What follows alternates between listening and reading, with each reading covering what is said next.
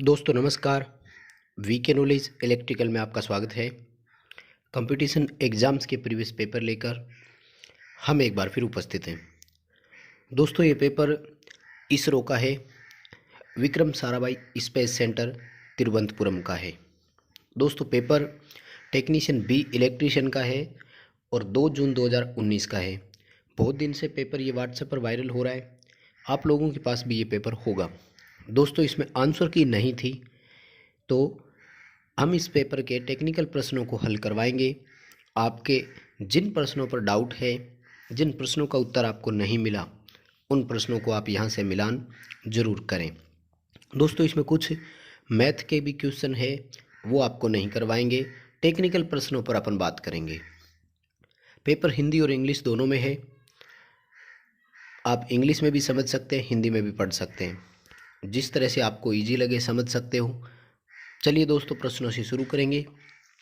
प्रश्न संख्या 1 है कि 3 कैपेसिटर की कैपेसिटी 1:2:3 में है और उनको वोल्टेज 3:2:1 दी गई, तो इनमें स्टोरेज एनर्जी का रेशियो कितना होगा। दोस्तों कैपेसिटर में स्टोरेज एनर्जी का फॉर्मूला होता है हाफ CV², यानी 1/2 CV² अपन कैलकुलेट करके ले सकते हैं।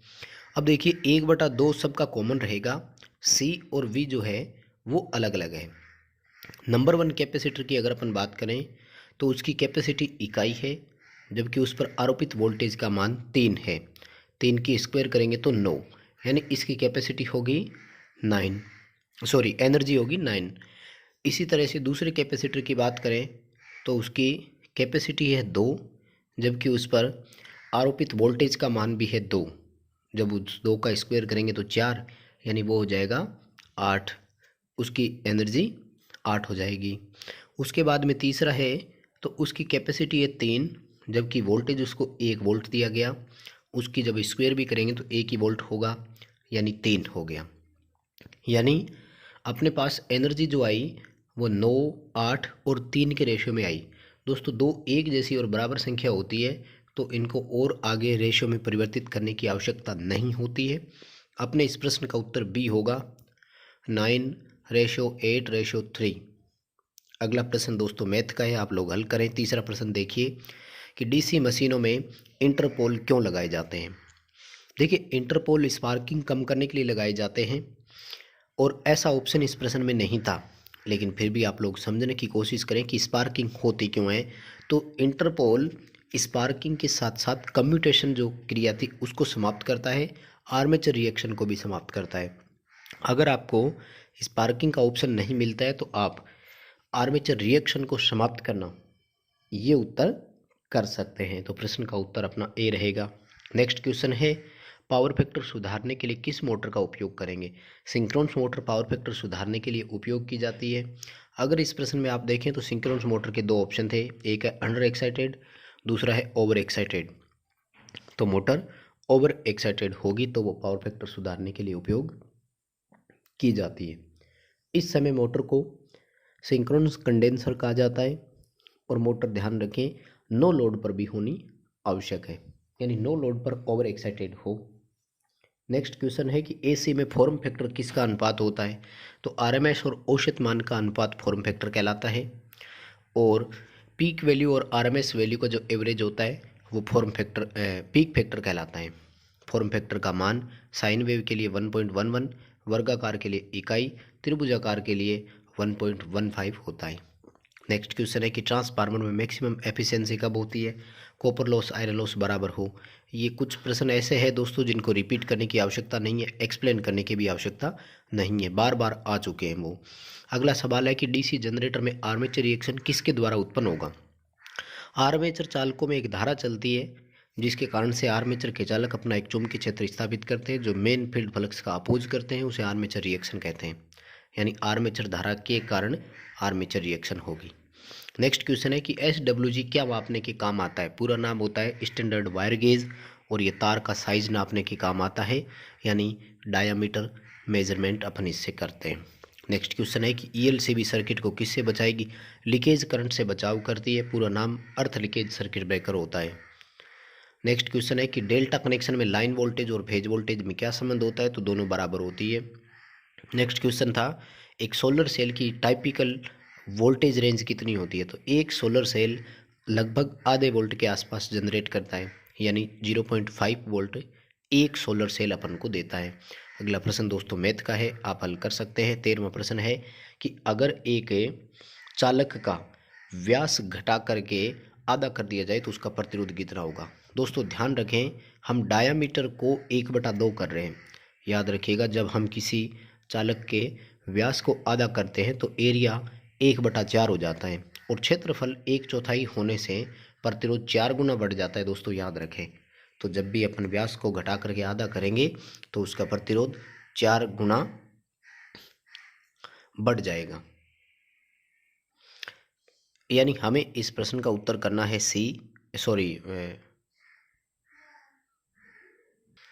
हाँ, ये यही ऑप्शन रहेगा, 4 गुना हो जाता है।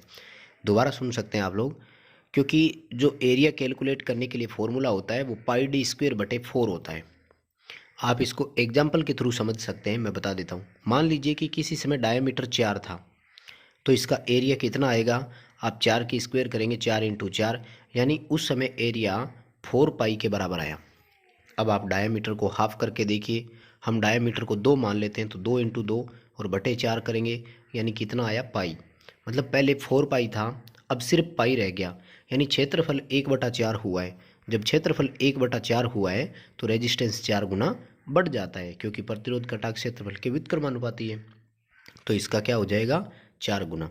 नेक्स्ट क्वेश्चन है कि आरसी सर्किट का पावर फैक्टर कैसा होगा। आरसी सर्किट का लीडिंग होगा, आरएल का लैगिंग होगा। सी का, आर और सी का मतलब है प्रतिरोध और कैपेसिटर, तो कैपेसिटिव परिपथ कहलाएगा, लीडिंग पावर फैक्टर होगा। नेक्स्ट क्वेश्चन है कि स्थायी दशा में यानी आइडियल कंडीशन हो तो परिपथ के सेल में ली जाने वाली धारा का मान कितना होगा। देखिए दोस्तों, यहाँ से कितना करंट फ्लो होगा अपन से ये पूछा गया है, तो आप डायग्राम को ध्यान से देखें कि इस 5 ओम के, ये लास्ट में जो एक रेजिस्टेंस है 5 ओम का, इसके साथ में 5 माइक्रोफेरेड का एक कैपेसिटर सीरीज में जुड़ा हुआ है। दोस्तों ये जो सप्लाई दे रहे हैं 10 वोल्ट है, ये सप्लाई डीसी है, क्योंकि हम एक सेल से सप्लाई दे रहे हैं। तो डीसी में कैपेसिटर जो है ये ओपन सर्किट की भांति कार्य करता है, क्योंकि इसमें XC फ्रीक्वेंसी के व्युत्क्रमानुपाती है। फ्रीक्वेंसी 0 होने के कारण XC अनंत हो गया। मतलब ये हुआ कि इस 5 ओम वाले का सर्किट तो ओपन है, यानी ये 5 ओम वाला तो परिपथ में है ही नहीं, इस ब्रांच में से तो कोई धारा चलेगी ही नहीं। अब अपने पास कितने रेजिस्टेंस रह गए, 4, 3, 2, ये समांतर में है, जबकि 5 ओम वाला इनके सीरीज में है।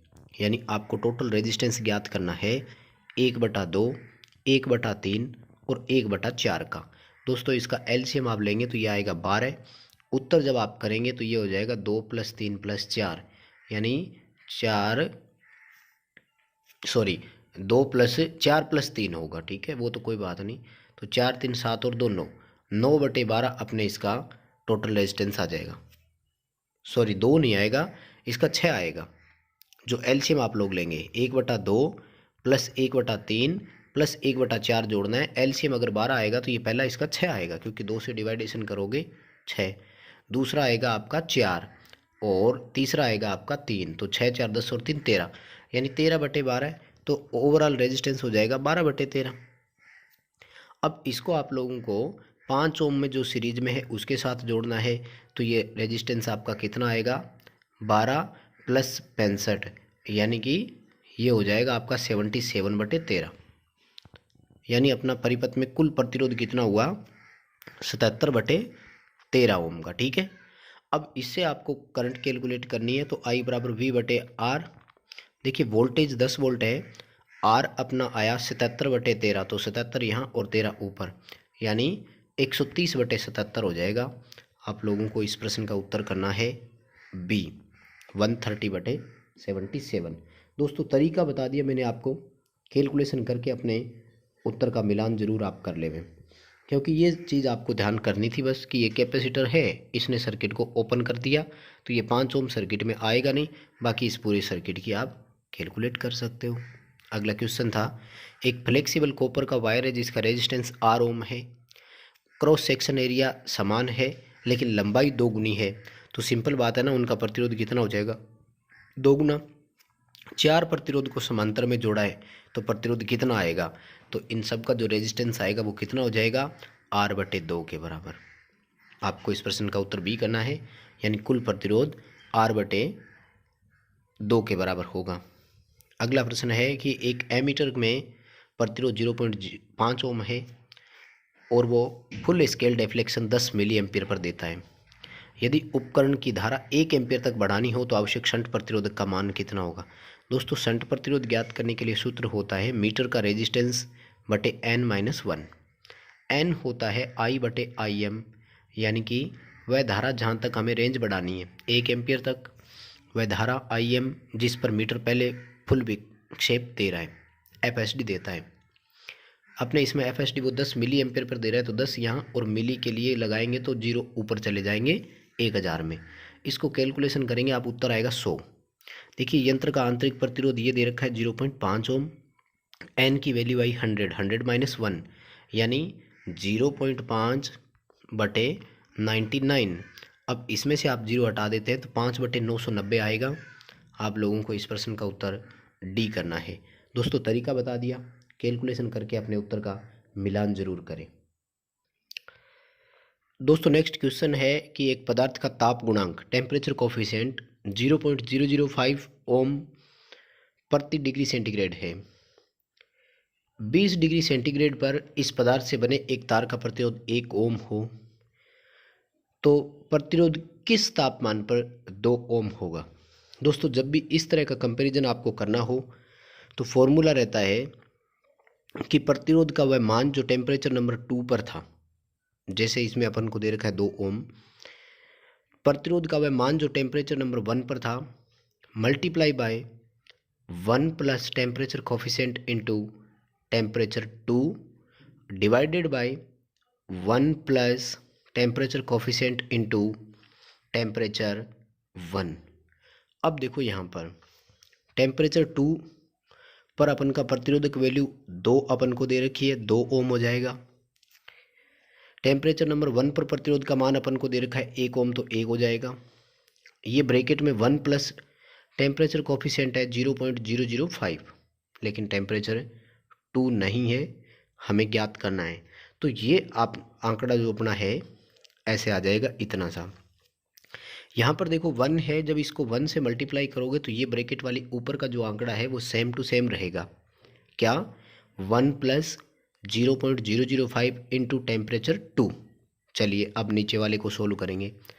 1 plus temperature coefficient 0.05 into temperature 1 दे रखा है अपन को 20। दोस्तों, इस 20 को 0.005 से आप मल्टीप्लाई करेंगे, ये आएगा 0.1। जब इसमें 1 में जोड़ेंगे तो ये हो जाएगा 1.1। अब सुनिए दोबारा, यानी पॉइंट ये बना है कि 2 इसके अगर बटे में अपनी तरफ से 1 अपन लगा देते हैं तो 2/1 बराबर 1 प्लस 0.005 टेम्परेचर 2 बटे 1.1, राइट। देखो, अब इनको अपन तिरछा गुना कर लेते हैं तो ये अपना एज इट इज़ आ जाएगा, जबकि 2 को 1.1 से करेंगे तो 2.22 हो जाएगा। यानी आपके पास नई संख्या इस तरह से आएगी कि 1 प्लस 0.005 टेम्परेचर 2 बराबर 2.2। ये 1 यहाँ प्लस का है, बराबर के बाद माइनस का हो जाएगा, यानी अपने पास 0.005 टेम्परेचर 2 बराबर क्या रह जाएगा, 1.2। जब आप टेम्परेचर 2 का मान ज्ञात करेंगे तो 1.2 में आपको 0.005 का भाग देना है और उत्तर आएगा 240 डिग्री सेंटीग्रेड, जो कि किसी भी ऑप्शन में नहीं है। इसलिए दोस्तों, आपको इस प्रश्न का उत्तर करना है डी, कि इनमें से कोई नहीं। अगला क्वेश्चन है कि 10 ओम के आंतरिक प्रतिरोध वाले 3 1.5 वोल्ट वाले सेल सीरीज में जोड़े गए हैं। 15 ओम का लोड प्रतिरोध इस बैटरी से जोड़ा गया तो इस परिपथ में प्रवाहित धारा का मान कितना है। देखो, सिंपल चीज़ है दोस्तों, 1.5 वोल्ट के सेल है, 3 सेल है, तो इनकी वोल्टेज तो हो जाएगी 4.5 वोल्ट, क्योंकि सीरीज में वोल्टेज बढ़ती है। देखो 10 ओम एक का आंतरिक प्रतिरोध है तो तीनों का कितना हो गया 30 ओम। और लोड प्रतिरोध होता है तो वो हमेशा इनके सीरीज में ही होता है, यानी ओवरऑल लोड कितना हो गया 45 ओम।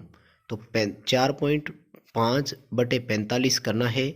कैलकुलेशन करके अपने उत्तर का मिलान करें आप, उत्तर आएगा 1/10 यानी 0.1 एम्पियर। हमें इस प्रश्न का उत्तर करना है सी 0.1 एम्पियर। दोस्तों अगला जो प्रश्न है वो है कि 10 ओम प्रतिरोधक और 15 ओम के प्रतिरोधक सीरीज में एक 2 वोल्ट के सेल के साथ जोड़े गए थे। 10 ओम का जो रेजिस्टर था उसके आर पार अगर वोल्टेज देखी तो वो हमें 2 वोल्ट पाई गई। निम्न में से कौन सा एक संभावित कारण हो सकता है? देखो अपने पास जो वोल्टेज सोर्स था वो 2 ही वोल्ट का था। सीरीज में 2 प्रतिरोधक जुड़े हुए हैं तो किसी भी एक प्रतिरोधक को पूरी वोल्टेज नहीं मिलनी चाहिए। यदि किसी भी एक प्रतिरोधक या उपकरण को पूरी वोल्टेज मिलती है तो इसका मतलब ये है कि दूसरा प्रतिरोधक अपना शॉर्ट है, उसका प्रतिरोधक मान 0 है। क्योंकि अगर सीरीज में R1 और R2 दो रेजिस्टेंस हो तो इनका जो रेशियो होता है V1 और V2 उसी रेशियो में डाइवर्ट हो जाते हैं, डिवाइड हो जाते हैं। अब पूरी की पूरी वोल्टेज अगर V1 को ही मिल रही है इसका मतलब R2 की वैल्यू 0 है, यानी अपना 15 ओम का जो प्रतिरोधक है वो शॉर्ट है। हमें इस प्रश्न का उत्तर बी करना है। नेक्स्ट क्वेश्चन है कि 2 सेकंड के लिए 2 मिली एम्पियर की एक स्थिर धारा 20 माइक्रोफेरेड वाले कैपेसिटर को चार्ज करती है। कैपेसिटर को चार्ज करने के लिए निम्न में से कौन सा कथन सही होगा? देखिए कैपेसिटर वोल्टेज से आवेशित होता है और उसके द्वारा एकत्रित किया गया आवेश आरोपित वोल्टेज के समानुपाती होता है। यानी इस कैपेसिटर को वोल्टेज कितनी मिलेगी हमें तो ये देखना है। और ऑप्शन अपन को 0 से 200 और 0 से 100 वोल्ट दो ऑप्शन है। एक में है कि रैखिक रूप से वृद्धि होगी, दूसरे में है चर घातांकी यानी एक्सपोनेंशियली इंक्रीज होगा। तो ये तो ध्यान रखें कि बढ़ता तो चर घातांकी रूप से है, यानी या तो बी होगा या डी होगा अपना ऑप्शन। अब रही बात कि हमें चाहिए वोल्टेज। देखो कैपेसिटर में वोल्टेज के लिए फॉर्मूला रहेगा Q/C। अगर Q सीधा सीधा नहीं दे रखा हो तो आवेश कूलाम में कैलकुलेट करने के लिए Q बराबर I/T होता है, तो I/T/C। अब देखिए धारा का मान दे रखा है 2 मिली एम्पियर, तो 2 × 10⁻³ इंटू सेकेंड में समय दे रखा है 2 सेकंड का। कैपेसिटर की जो वैल्यू दे रखी है वो दे रखी है 20 माइक्रोफेरेड यानी 10⁻⁻6। देखिए -3 से -6 में से कटाएंगे तो ये -3 होगा। अगर अपन कैलकुलेशन करके ऊपर भेज देते हैं तो ये +3 हो जाएगी। अब 2 का भाग अगर अपन 20 में देते हैं तो ये 10 होगा, यानी कि 1 0 यहाँ से और चली गई। वोल्टेज कैलकुलेशन करने पर आएगा 200 वोल्ट। आपको इस प्रश्न का उत्तर करना है बी, यानी कैपेसिटर की वोल्टेज 0 से 200 वोल्ट तक एक्सपोनेंशियली वृद्धि होगी। नेक्स्ट क्वेश्चन लॉगरिथम वाला है सवाल, दोस्तों आप कर सकते हो।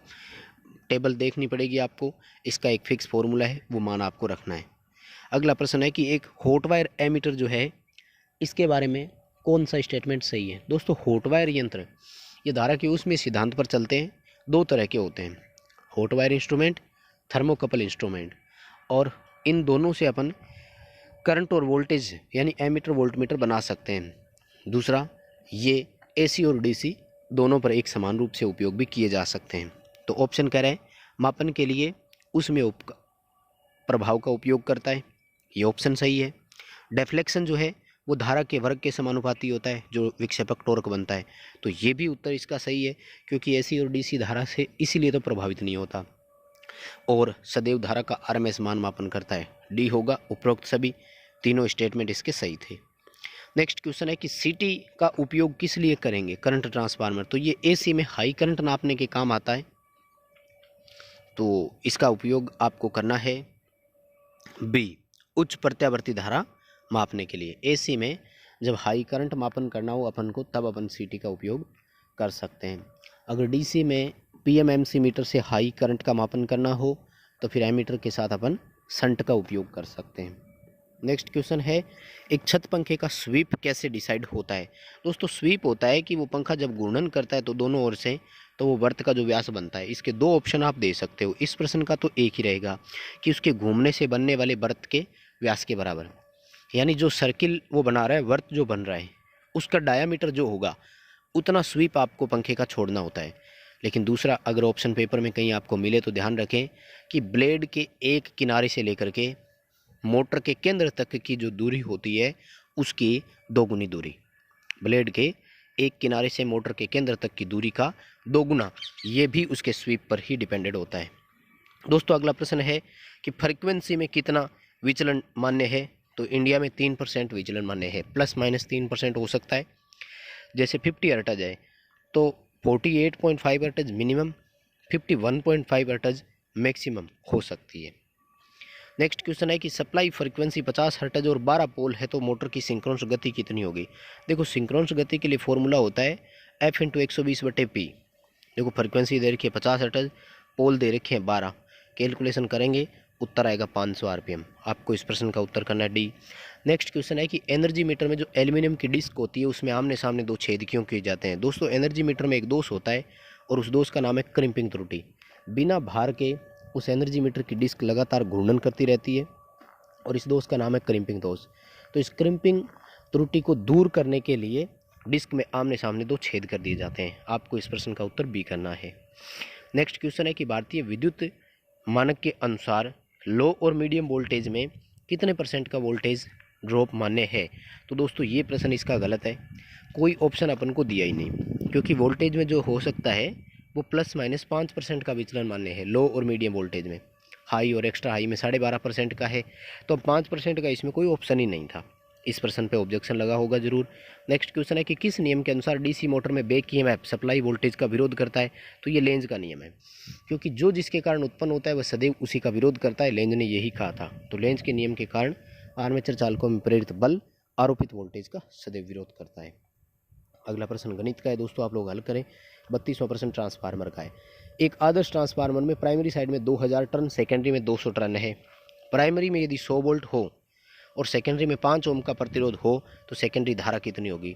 देखो दोस्तों अगर आप N2/N1 बराबर V2/V1 से पहले सेकेंडरी की वोल्टेज ज्ञात कर लेते हैं तो फिर सेकेंडरी की धारा आ जाएगी। देखो 2000 टर्न सेकेंडरी में, सेकेंडरी में 200 टर्न है और प्राइमरी में 2000 टर्न है।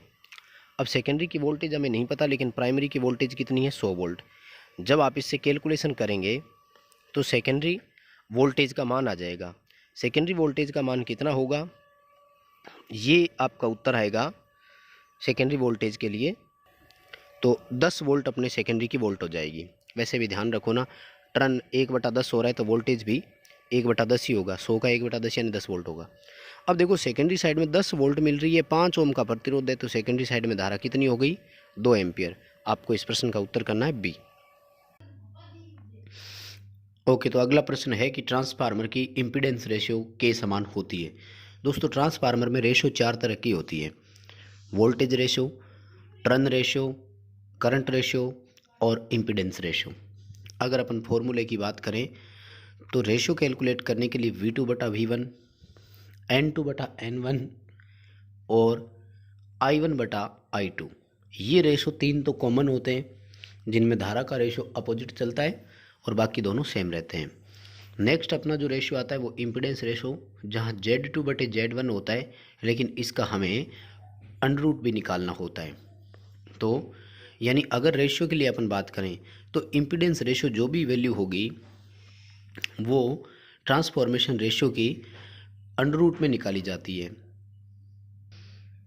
यानी हमें इस प्रश्न का उत्तर कर देना है सी, स्क्वायर ऑफ ट्रांसफॉर्मेशन रेशियो। क्योंकि देखो K बराबर Z2/Z1 और इसका अंडर होगा। अगर अपन यहाँ से अंडर हटा देते हैं तो सामने वाली संख्या पे स्क्वायर लगती है, यानी रेशो का स्क्वायर होगा। नेक्स्ट क्वेश्चन है कि निम्न में से कौन सी युक्ति केवल सिंगल एक्साइटेड है। देखो डीसी शंट मोटर और सीरीज मोटर अपन फील्ड और आर्मेचर दोनों को सप्लाई देते हैं, डबल एक्साइटेड हो गया। सिंक्रोनस मोटर में भी स्टेटर और रोटर दोनों को सप्लाई दी जाती है, लेकिन रिले जो होती है इसमें एक ही कॉइल होती है जो सप्लाई से एनर्जाइज्ड होती है और रिले ऑपरेट होती है। डी उत्तर होगा। नेक्स्ट क्वेश्चन है कि एक ट्रिप्लेक्स वेव वाइंडिंग में समांतर रास्ते कितने होंगे। देखो वैसे अगर सिंप्लेक्स वेव वाइंडिंग हो तो 2 रास्ते होते हैं, अगर ज़्यादा वेव हो तो समांतर रास्तों के लिए फॉर्मूला होता है 2 × प्लेक्स। तो ट्रिप्लेक्स का मतलब है 3 तो 3 × 2 यानी समांतर रास्ते हो जाएंगे 6। लेप वाइंडिंग में ए बराबर पोल की संख्या, यानी समांतर रास्ते पोल की संख्या के बराबर होते हैं।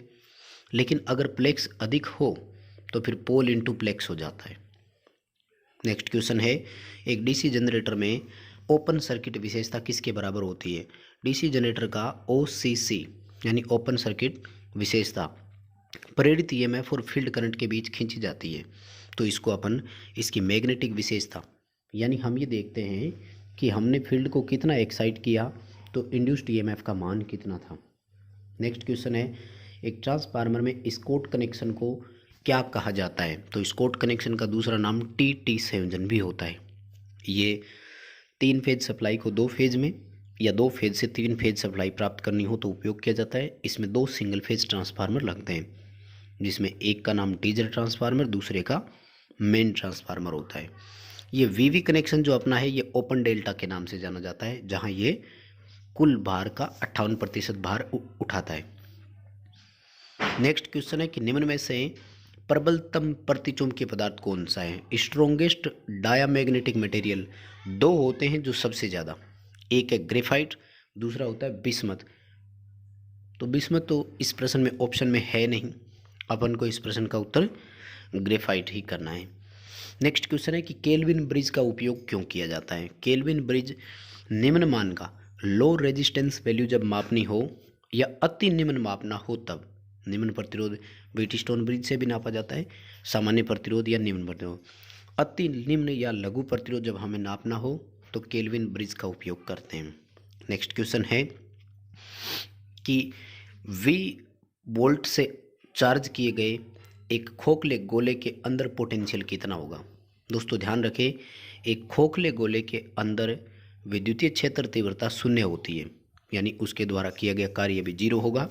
इसलिए उसकी बाहरी सतह और आंतरिक सतह पर पोटेंशियल सदैव बराबर होता है।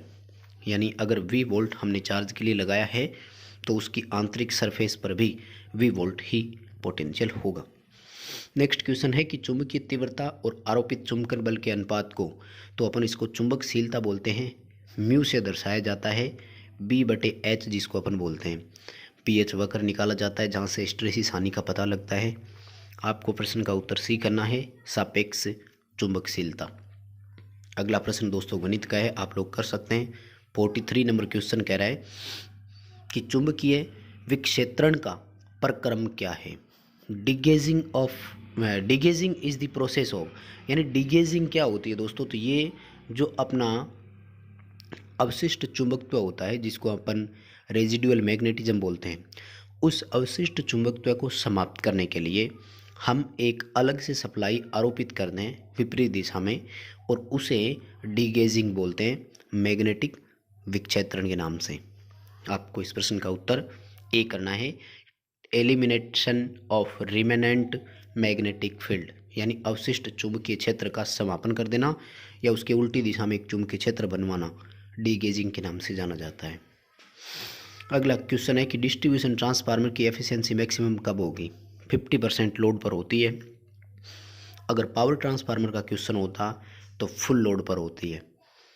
अगर लॉसेज के संदर्भ में हो तो फिर आयरन लॉस और कॉपर लॉस जब बराबर हो तो ट्रांसफार्मर की एफिशिएंसी मैक्सिमम होती है।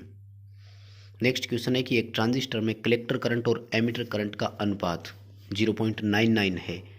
कलेक्टर करंट और बेस करंट का अनुपात कितना होगा? देखो दोस्तों, कलेक्टर करंट का अनुपात यानी IC और IE का जो अनुपात होता है, कलेक्टर करंट और एमिटर करंट का अनुपात, इसको अपन अल्फा के नाम से जानते हैं। यानी हमें इस प्रश्न में करंट गेन अल्फा का मान दे रखा है। हमसे पूछा गया है कलेक्टर करंट और बेस करंट का अनुपात, तो कलेक्टर करंट और बेस करंट का अनुपात जो होता है वो कहलाता है बीटा। यानी अल्फा का मान हमें दे रखा है, बीटा का मान हमसे पूछा गया है।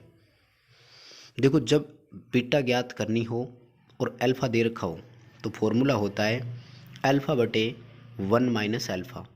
देखो, अल्फा का मान 0.99 है, 1 - 0.99 अपन अगर करेंगे तो ये आएगा 0.01, यानी 0.99 में 0.01 का भाग देना है। देखिए, ये पॉइंट दोनों का 1 बराबर है तो हट जाएगा। 99 में जब 1 का आप लोग भाग देंगे तो उत्तर 99 ही आएगा। प्रश्न का उत्तर अपना बी होगा 99। नेक्स्ट क्वेश्चन है, एक एम्पीयर मीटर का आंतरिक प्रतिरोध 1 ओम है और एक प्रतिरोधक R और 10 वोल्ट का वोल्टेज सोर्स, इसे ओम मीटर बनाने के लिए सीरीज में जोड़ दिया गया। यानी इस एमीटर को धारा नापने के लिए काम में ले रहे थे, हम इसको ओम मीटर बना रहे हैं। इसके लिए 10 वोल्ट की बैटरी जोड़ दी और मीटर के सीरीज में एक प्रतिरोध लगा दिया जो करंट लिमिटिंग रेजिस्टर कहलाता है। इस धारामापी का जो FSD फुल स्केल डिफ्लेक्शन है वो 1 मिली एम्पियर है। तो प्रतिरोध का मान R कितना है ताकि मीटर द्वारा मापित शून्य प्रतिरोध FSD पर आ जाए। देखो दोस्तों, ये 1 एम्पियर पर मीटर अगर FSD देता है तो यहाँ 0 से शुरू होकर 1 मिली एम्पियर आता है एमीटर में, लेकिन ओम मीटर में अपोजिट है, यहाँ अनंत और यहाँ शून्य। यानी 1 एम्पियर धारा आ रही है तो वो उसके लिए शून्य प्रतिरोध के बराबर ही होगा। देखो दोस्तों, शून्य प्रतिरोध के लिए यानी 1 एम्पियर धारा के लिए R का मान कितना होगा? 10 वोल्ट पर वो 1 मिली एम्पियर का FSD देगा। मिली में 10 की पावर -3 होती है। इस -3 को अपन यहाँ से हटाएंगे तो ऊपर जाकर प्लस का 3 हो जाएगा, 10,000/1। यानी प्रतिरोध का मान 10,000 आ रहा है, लेकिन 10,000 में मापी की कॉइल भी जुड़ी हुई है और सीरीज वाला वो प्रतिरोध भी है। देखो, मापी का प्रतिरोध 1 ओम है, टोटल 10,000 आया तो ये कितना है? 9,999 ओम। यानी 10,000 में से 1 ओम मीटर का घटा दो, बाकी अपना ये सीरीज वाला लिमिटिंग प्रतिरोधक ही है। तो हमें इस प्रश्न का उत्तर ए करना है। अगला प्रश्न है कि 250 वोल्ट AC में पीक टू पीक वोल्ट कितनी होगी? देखो, जो सप्लाई में दे रखा होता है ये सदैव RMS मान होता है। RMS मान से पीक वैल्यू ज्ञात करने के लिए फॉर्मूला होता है 2 × 1.414 × RMS। यानी RMS को 1.414 से मल्टीप्लाई करेंगे तो ये आ जाएगा अपना पीक वैल्यू। जब अपन इस पीक वैल्यू से पीक टू पीक निकालेंगे तो वो दोगुनी होती है। तो आप लोग कैलकुलेशन करके अपने इस उत्तर का मिलान करें। प्रश्न का उत्तर आएगा बी, 707 वोल्ट। आपको इस प्रश्न का उत्तर बी करना है। अगला जो प्रश्न है कि V sin 4t की एक वोल्टेज शुद्ध कैपेसिटर के लिए उपयोग में ली गई तो कैपेसिटर में बहने वाली धारा को निम्न में से कौन सा रिप्रेजेंट करेगा? देखो दोस्तों, सीधी सी बात है, शुद्ध कैपेसिटिव सर्किट में जो करंट होती है वो वोल्टेज से 90 डिग्री लीड करती है, यानी आगे जाती है। और जो लीडिंग राशि होती है उसको अपन प्लस से दर्शाते हैं, ध्यान रखना। यानी इस वोल्टेज वाली समीकरण को प्लस 90 डिग्री करना है हमें, ठीक है। अब देखो, प्लस का निशान C और D में दे रखा है, इसका मतलब श्योर हो गया कि ऑप्शन या तो C होगा या D। पाई की जो वैल्यू होती है वो होती है 180 डिग्री, मतलब 180/2 करेंगे तो 90 डिग्री आ जाएगा, यानी π/2 करना है।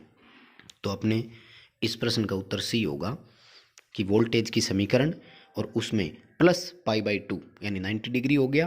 प्लस का मतलब होता है लीड करना और कैपेसिटर में धारा वोल्टेज को लीड करती है। अगला क्वेश्चन है कि एक सोर्स में वोल्टेज की समीकरण 3 sin 20t + 4 sin 30t है। अगर इसे 10 ओम प्रतिरोध दिया जाए तो पावर कंजप्शन कितना होगा? देखो दोस्तों, शक्ति ज्ञात करने के लिए वोल्टेज दे रखा है, प्रतिरोध दे रखा है, पावर पूछी है, तो P = V²/R का फॉर्मूला आप लगा सकते हैं। लेकिन ध्यान रखें, वोल्टेज का ये मान RMS होना चाहिए। समीकरण में अगर साइन के पास कोई भी मान लिखा होता है तो वो हमेशा शिखर मान होता है। तो इसका एक तरीका आप कर सकते हो कि 3 + 4 यानी पीक वैल्यू होगी 7 वोल्ट। तो इस 7 वोल्ट से आप लोग RMS मान निकाल सकते हो। शिखर मान से RMS मान ज्ञात करने के लिए फॉर्मूला होता है 0.707। दोस्तों, इसको जब आप लोग मल्टीप्लाई करेंगे तो ये आएगा आपका 4.949, यानी लगभग अपन इसको 5 वोल्ट कह सकते हैं। तो 5 वोल्ट हो गया, 10 ओम का प्रतिरोध है, P = V²/R। तो 5 × 5/10 कैलकुलेशन करेंगे, उत्तर आ जाएगा 2.5 वाट, 2.5 वाट। आपको इस प्रश्न का उत्तर C करना है। नेक्स्ट क्वेश्चन है, DC जनरेटर में हानि कौन सी होती है? तो कॉपर लॉस भी होगा, मैकेनिकल भी होगा, आयरन लॉस भी होगा, D करेंगे, उपरोक्त सभी होगा। अगला क्वेश्चन है कि एक नेज अर्धचालक, देखो अर्धचालक दो तरह के होते हैं, एक होते हैं इंट्रिंसिक, एक होते हैं एक्सट्रिंसिक। इंट्रिंसिक वो होते हैं जो शुद्ध अर्धचालक पदार्थ होते हैं, जैसे सिलिकॉन और जर्मेनियम, जबकि एक्सट्रिंसिक पदार्थ वो होते हैं जिनमें अशुद्धियाँ मिली होती है, जैसे पी टाइप और एन टाइप। यानी अगर हम सिलिकॉन में 3 संयोजकता वाली अशुद्धि मिलाते हैं तो पी बनता है, 5 वाली मिलाते हैं तो एन बनता है। तो ये पी और एन जो है ना, ये कहलाते हैं एक्सट्रिंसिक पदार्थ। अब अपन से पूछा गया है कि एक नॉर्मल पदार्थ में, तो देखो सामान्य पदार्थ जो सिलिकॉन और जर्मेनियम होते हैं उनमें होल और मुक्त इलेक्ट्रॉनों की संख्या हमेशा बराबर होती है। प्रश्न का उत्तर अपना ए रहेगा। नेक्स्ट क्वेश्चन है कि एक ट्रांजिस्टर आधारित ओसिलेटर है, उसको ओसिलेशन के लिए लूप गेन, तो दोस्तों ये पिछले पेपर में भी आया था, बर्कहासन नाम का वैज्ञानिक था, उसका ये नियम है। बर्कहासन के अनुसार लूप गेन का मान इकाई और फेज डिस्प्लेसमेंट 0 होना चाहिए, तभी एक ओसिलेटर ओसिलेशन दे पाएगा। तो ये पिछले पेपर में भी था, लूप गेन इकाई होना चाहिए। अगला क्वेश्चन है कि 100 वाट 220 वोल्ट रेटिंग वाले 2 लैंप सीरीज में 220 वोल्ट सप्लाई के साथ जोड़े गए तो पावर W1 खपत हुई। जब हमने इनको समांतर में 220 वोल्ट सप्लाई पर जोड़ा तो पावर कंजप्शन W2 हुआ, तो 1/2 का रेशियो कितना आएगा। दोस्तों सीधी सी बात यह है कि अगर श्रेणी क्रम में हम इनको जोड़ेंगे तो वोल्टेज इनको आधी मिलेगी, पूरी तो मिलेगी नहीं, क्योंकि दोनों समान रेटिंग के हैं तो प्रतिरोध बराबर हुआ, बराबर प्रतिरोध होने से वोल्टेज बराबर मिली, यानी दोनों को 110 वोल्ट मिला। दोस्तों याद रखें कि जब किसी भी उपकरण को मिलने वाली सप्लाई वोल्टेज आधी हो जाती है तो इनकी शक्ति खपत चौथाई रह जाती है, यानी 1/4 हो जाती है। यानी एक लैंप 25, दूसरा लैंप 25, दोनों मिल करके 100 वाट ही कंजप्शन करा पाएंगे।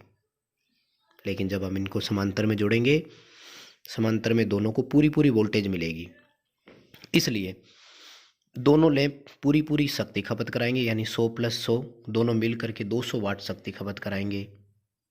सॉरी 25 को जोड़ेंगे 50 वाट होगा, सॉरी ऊपर वाले को जब आप कैलकुलेशन करेंगे 25 वाट + 25 वाट दोनों 50 वाट ही कराएंगे, जबकि समांतर में 200 वाट। इसको जब आप हल करेंगे तो ये उत्तर आएगा अपना 1/4 यानी 0.25। आपको इस प्रश्न का उत्तर बी करना है।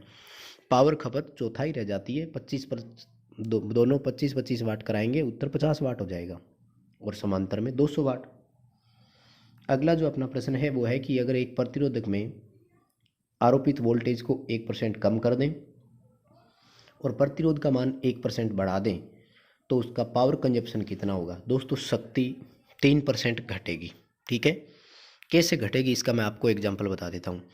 मान लीजिए कि पहले 100 वोल्ट था और 100 ओम प्रतिरोध था, तो पावर कितनी आएगी, V²/R करना 100 वाट ही आएगी, V²/R 100 वाट आएगी। अब 1% वोल्टेज कम कर दी, यानी वोल्टेज तो हो गई 99 वोल्ट, और प्रतिरोध के मान को 1% बढ़ा दिया, यानी प्रतिरोध कितना हो गया 101। अब आप लोग V²/P करो, यानी 99 × 99/101। जब आप लोग कैलकुलेशन करेंगे तो ये उत्तर आएगा 97.3 वाट ही। देखो पहले 100 वाट हो रहा था, अब 97 वाट ही कंजप्शन हो रहा है, तो लगभग 3% की कमी आ गई। अगला प्रश्न है, प्रचालन के रेटिंग में एक समान वोल्टेज दी गई, लेकिन एक लैंप 20 वाट का था, दूसरा लैंप 40 वाट का था, तो इनके प्रतिरोध का अनुपात कितना होगा। देखो R = V²/P होता है, ठीक है। अब एक बार तो आप 20 का भाग देंगे और एक बार आप 40 का भाग देंगे, तो जो 20 वाट का भाग दे रहे हैं उसका रेजिस्टेंस ज़्यादा आएगा, 40 वाट वाले का कम, यानी रेशियो अपना 2:1 हो जाएगा। आपको इस प्रश्न का उत्तर क्या करना है, बी। वैसे भी ध्यान रखें कम वाट वाले का प्रतिरोध अधिक होता है। नेक्स्ट क्वेश्चन है कि क्रमशः R और 2R प्रतिरोध के 2 प्रतिरोधकों को समांतर में जोड़ा गया। यदि R प्रतिरोध वाला प्रतिरोधक 20 वाट की शक्ति खपत करता है तो 2R वाला कितनी करेगा। अब देखो दोस्तों ऊपर के प्रश्न में सेम यही प्रश्न था। एक का रेजिस्टेंस अपन ने देखा है कि 2 ओम आया, तो एक का 1 ओम ही आया था, यानी जिसका रेजिस्टेंस ज़्यादा है वो 20 ही वाट शक्ति खपत करा रहा है, कम है वो कितनी करा रहा है 40 वाट। यानी सीधी सी बात है कि 2R वाला जो है वो इसकी आधी शक्ति खपत कराएगा, 10 वाट ही कराएगा। अगर वैसे भी आप ना याद रखें तो फिर सीधा सीधा फॉर्मूला याद रखें कि V² अपॉन R। ठीक है, देखिए एक बार तो आप R का ही भाग देंगे और एक बार आप 2R का भाग देंगे तो पावर कंजप्शन जस्ट हाफ हो जाएगा। अगला प्रश्न है कि शुष्क सेल में विध्रुवक का काम कौन करता है। देखो लोकल एक्शन होती है, स्थानीय क्रिया, और इससे बचाव के लिए विध्रुवक लगाते हैं MnO2 manganese dioxide. Nickel iron cell में इलेक्ट्रोलाइट तो वो होता है पोटेशियम हाइड्रोक्साइड यानी KOH।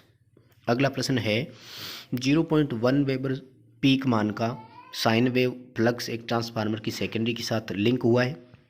सेकेंडरी में 10 टर्न है तो प्रेरित EMF कितना होगा यदि फ्रीक्वेंसी 50 हर्ट्ज हो। देखो समीकरण है 4.44 five maximum into frequency into turn. सारे मान हमें स्पष्ट दे रखे हैं, 4.44 इंटू 0.1 इंटू 50 इंटू 10। देखो कैलकुलेशन करेंगे तो ये 0.1 को 10 से करेंगे तो 1 हो जाएगा, और 50 को 4.44 से करेंगे तो उत्तर आएगा 222.2 वोल्ट। अब ऐसा इस प्रश्न के कहीं भी ऑप्शन में था नहीं दोस्तों, तो आप लोग इसका ऑब्जेक्शन अप्लाई कर सकते हैं। नेक्स्ट क्वेश्चन है 100 स्लॉट है और प्रत्येक स्लॉट में 10 चालक है, 10 पोल वेव वाउंड के लिए जनरेटर है, 1200 RPM पर उसे प्रचालित कर रहे हैं, प्रेरित EMF ज्ञात करनी है, प्रति पोल फ्लक्स का मान 0.1 वेबर है। जनरेटर में प्रेरित EMF की समीकरण होती है फाई ZNP60A। देखो फ्लक्स, जेड, गति, पोल और समांतर रास्ते सब हमें स्पष्ट दे रखे हैं।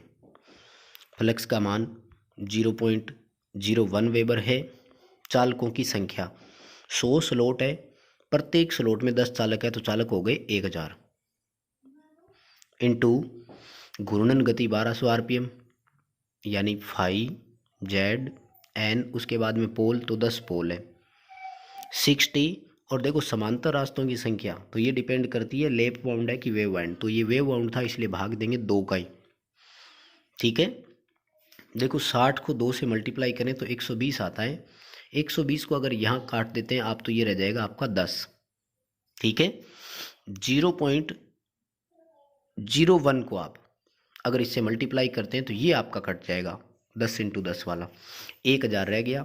कैलकुलेशन करके उत्तर का मिलान कर लेना दोस्तों, प्रश्न का उत्तर बी होगा, 1000 वोल्ट उत्तर आना चाहिए।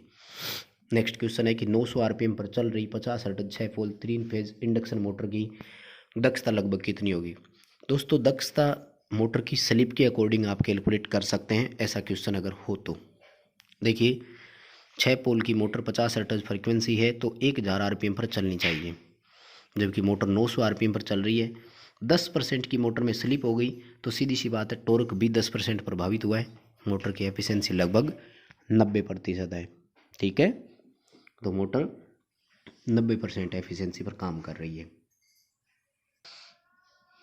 और नेक्स्ट जो प्रश्न है वो है कि 1 सेंटीमीटर चालक का व्यास है और 0.859 सेंटीमीटर अगर इंसुलेशन की मोटाई हो तो 1 मीटर लंबे एक सिंगल कोर केबल में इंसुलेशन रेजिस्टेंस का मान कितना होगा यदि उसका विशिष्ट प्रतिरोध 6 × 10⁻14 ओम सेमी हो। दोस्तों इंसुलेशन प्रतिरोध के लिए एक डायरेक्ट फॉर्मूला मैं आपको बता देता हूँ। वो फॉर्मूला होता है कि रोहे बटे 2πL, यानी विशिष्ट प्रतिरोध का मान कितना है, लंबाई कितनी है। इसमें आप उसके डायामीटर और जो चालक का आपको इंसुलेशन की थिकनेस दे रखी है उसको आप इग्नोर कर सकते हैं तो भी वैल्यू कैलकुलेट हो जाती है। देखिए प्रतिरोधकता का मान हमें 6 × 10⁻14 ओम सेमी दे रखा है, जबकि 2πFL को अपन हल करेंगे तो 2 × 3.14 इंटू लंबाई देखो 1 मीटर दे रखी है तो इसको आप लोगों को सेंटीमीटर में कन्वर्ट करना होगा क्योंकि ये विशिष्ट प्रतिरोध ओम सेमी में ही था। ठीक है, इसको जब आप कैलकुलेशन करेंगे तो देखिए ये जो 2 की थी इसको आप यहाँ से काट दीजिए तो ये अपने पास 10⁻12 उत्तर हो जाएगा। और अगर अपन 3.14 को 2 से मल्टीप्लाई करें तो ये हो जाएगा 6.28, यानी 6/6.28 को सोल्व करेंगे 10 की पावर 12 आंसर में लगाएंगे तो ये उत्तर अपने पास आएगा 0.955 इंटू 10 की पावर 12, तो अपना उत्तर हो जाएगा सी 0.954 इंटू 10 की पावर 12। नेक्स्ट क्वेश्चन है स्टेडियन किसकी इकाई है, तो ठोस कोण की इकाई है। अगला प्रश्न है एक साधारण पठन के लिए हमें ल्यूमिनस फ्लक्स की आवश्यकता कितनी होती है। देखिए नॉर्मल यूजुअल रीडिंग जिसको अपन बोलते हैं, तो इसके लिए हमें रीडिंग में 500 ल्यूमन प्रति वर्ग मीटर से ऊपर की आवश्यकता होगी। डी इस प्रश्न का ऑप्शन करना है। अगला क्वेश्चन है कि लो हेड और हाई डिस्चार्ज के लिए कौन सी अपन हाइड्रोलिक टरबाइन का उपयोग करेंगे। तो देखो लो हेड और हाई डिस्चार्ज के लिए है तो कापलान टरबाइन होगी। अगर अपोजिट होता कि हाई हेड और लो डिस्चार्ज तो फिर पेल्टन व्हील टरबाइन होती। अगला क्वेश्चन है कि नाभिकीय रिएक्टर में विखंडन की दर को कंट्रोल करने के लिए कंट्रोल रोड किस धातु की होती है। तो control rod beryllium, boron, cadmium इन सब की होती है। अपने इस प्रश्न का उत्तर हो जाएगा सी कैडमियम। लो वोल्टेज की सप्लाई 250 वोल्ट तक की सप्लाई लो वोल्टेज में ही आती है, यानी 230 या इससे कम की जो भी होगी। अगला प्रश्न मैथ का है दोस्तों, आप लोग हल करें। 69 क्वेश्चन है स्थायी चुंबक किससे बनता है। तो एल्निको और एल्कोनेक से बनता है। एल्यूमिनियम, निकल और कोबाल्ट इसमें 3 धातुएं होती है। ये उत्तर अपने इस प्रश्न का ऑप्शन ए होगा।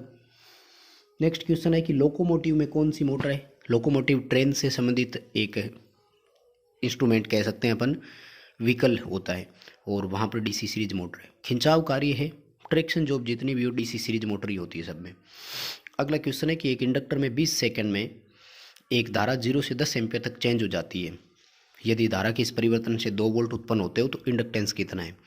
देखो प्रेरित ईएमएफ बराबर फॉर्मूला होता है L इंटू DI/dt। प्रेरित ईएमएफ का मान 2 वोल्ट है। इंडक्टेंस हमें ज्ञात करना है। धारा का मान में परिवर्तन DI का मतलब difference in current 10 ampere change हो रही है। 0 से 10 हुई तो परिवर्तन 10 ही हो गया और इस परिवर्तन में समय कितना लगा 20 सेकंड का। कैलकुलेशन करेंगे, आप अपने प्रश्न के उत्तर का मिलान जरूर करें सोल्व करके, यानी L इंटू 10/20। तो जब अपन इसको तिरछा गुना करेंगे तो ये हो जाएगा 40 और 40 में अपन 10 का भाग देंगे, उत्तर आएगा 4 हेनरी। कैलकुलेशन करके उत्तर का मिलान जरूर कर लें दोस्तों। अगला क्वेश्चन है कि परम एलॉय में वजन के हिसाब से सबसे अधिक प्रतिशत वाला घटक कौन सा होता है। दोस्तों परम एलॉय एक मिश्र धातु होती है जिसमें 80% निकिल, 15% आयरन और 5% मोलिब्डेनल भी होता है। तो सबसे अधिक मात्रा निकिल की है, इसलिए वजन के हिसाब से भी सर्वाधिक निकिल का ही कंपोनेंट होगा। आपको इस प्रश्न का उत्तर डी करना है। अगला प्रश्न है डायोड में लीकेज करंट के बारे में सही कथन कौन सा है। ताप बढ़ने के साथ बढ़ती है, माइनॉरिटी कैरियर के कारण प्रवाहित होती है, ये भी सही है। और रिवर्स बायस में जब डायोड हो तो लीकेज करंट होती है, क्योंकि फॉरवर्ड बायस में तो जो धारा चलती है वो फॉरवर्ड धारा के नाम से जानी जाती है। डी हो जाएगा इस प्रश्न का उत्तर। अगला क्वेश्चन है कि हाफ वेव रेक्टिफायर में ट्रांसफार्मर की सेकेंडरी पर पीक वोल्ट 20 वोल्ट है, रेक्टिफाइड वेव में औसत वोल्टेज कितनी होगी। देखो रेक्टिफाइड वोल्टेज में औसत वोल्टेज ज्ञात करनी हो तो फॉर्मूला होता है पीक इंटू 0.636, 637 कर दो, कोई ज़्यादा फर्क नहीं पड़ेगा कैलकुलेशन में। तो पीक वोल्टेज 20 वोल्ट दे रखी है, इसको आप लोग 0.636 से मल्टीप्लाई करेंगे, उत्तर आएगा 12.72 वोल्ट। सी उत्तर करना है आपको इस प्रश्न का। नेक्स्ट क्वेश्चन है कि एक ट्रांजिस्टर में कलेक्टर करंट 4.5 मिली एम्पियर और बेस करंट 20 माइक्रो एम्पियर है, तो एमीटर धारा कितनी होगी। देखो ट्रांजिस्टर में एमीटर जो करंट होती है वो कलेक्टर करंट और बेस करंट का योग होती है, ठीक है। देखो कलेक्टर करंट दे रखी है 4.5 मिली एम्पियर, तो आपको इसको मिली एम्पियर में कन्वर्ट करके रखना होगा, और जब इसको आप हल करके रखेंगे तो ये आएगा 0.0045 एम्पियर। और बेस करंट 20 माइक्रो एम्पियर है, इसको भी आप लोगों को सोल्व करके रखना पड़ेगा, और जब इसको सोल्व करके आप रखते हैं तो 0.00002 एम्पियर आएगा। इस पूरे कंप्लीट को जब आप जोड़ करके कैलकुलेशन करेंगे तो उत्तर आएगा 4.52 मिली एम्पियर। आपको इस प्रश्न का उत्तर ए करना है दोस्तों। कैलकुलेशन करके प्रश्न को मिलान जरूर करें, यानी मिली एम्पियर और माइक्रो एम्पियर को जब जोड़ना है तो आपको पहले इनको सोल्व करना पड़ेगा, यानी मिली हटाएंगे, माइक्रो हटाएंगे, एम्पियर में कन्वर्ट करो, फिर उन दोनों को जोड़ो, वापस मिली एम्पियर में कन्वर्ट करना है।